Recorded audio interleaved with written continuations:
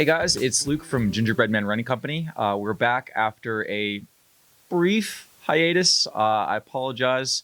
Cross country season was a go here in Pennsylvania, and I coach locally, so things have been a little bit chaotic. We're wrapping our season up now, so we'll be trying to be back to a little bit more of a consistent schedule as we hit our groove going into the rest of the fall and into the winter. The shoe we're reviewing today is the Brooks Glycerin 18. I know what you're thinking. You're saying, Luke, that shoe came out in March. Why are we reviewing it here at the end of October? And I don't have a good answer for that. We voted for it in August. We voted for it in August, and then cross-country season got real crazy.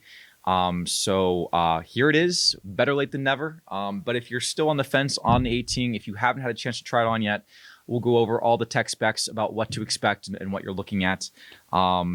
But again, it's out there now. Go try it on if you want to find out for yourself. But there's a lot of changes, a lot of differences coming from the 17, as I grab one, into the 18. But before we get to that, this is Brooks's high cushion shoe. The Glycerin comes in at $150. It's their top end high cushion model. It's meant for your everyday runner, somebody that's looking for a walking/running shoe, someone that's looking for a higher cushion shoe, someone that's looking for a do everything shoe. That is a little bit on the higher cushion end in the neutral category. It's not designed for corrective for people that pronate, but this is their go-to there. It's their, if I'm correct, I think it's their number 3 shoe overall behind the Ghost and the Adrenaline, but it is one of their core models that gets a lot of love here at Gingerbread.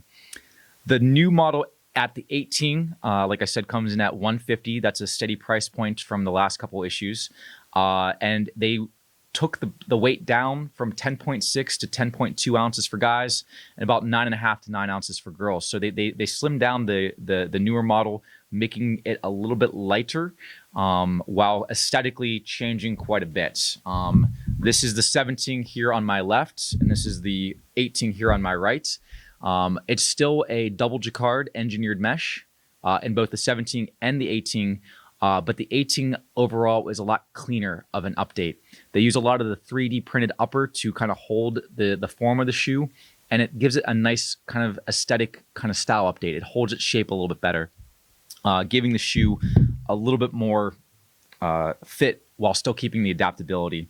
The other thing they changed, other than the weight, is they got rid of some of the grooves on the bottom. So this is, again, the 17. They have 6 lateral grooves going across the bottom. Going to the 8, they reduced those grooves in both in length, about halfway across now, and then they reduced it down to 5 as opposed to 6.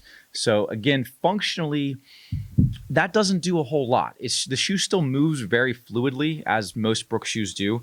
It kind of rolls real nice through the toe box.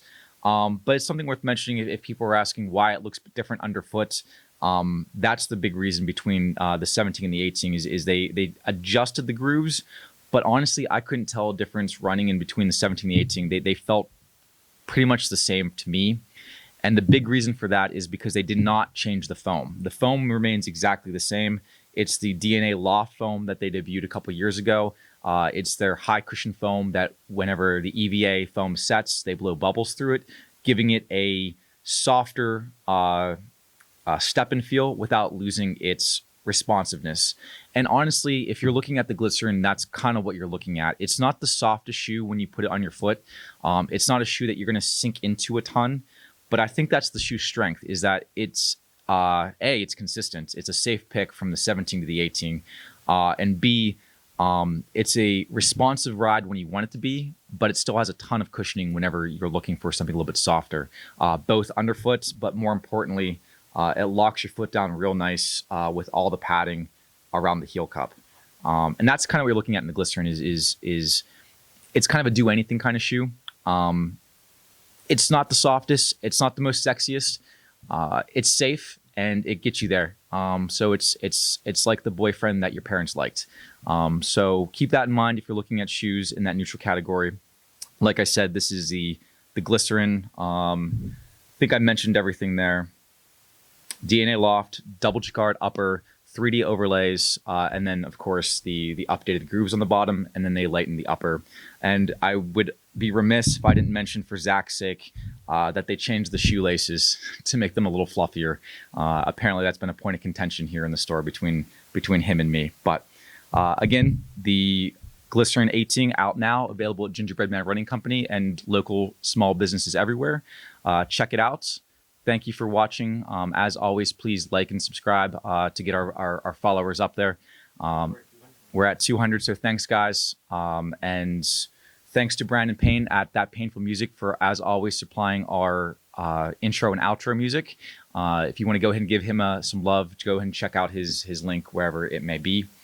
And I think that's it. It's been a while since I did one of these, so if I'm forgetting anything, I apologize. But take care of yourselves, and I'll see you out there. Thanks, guys.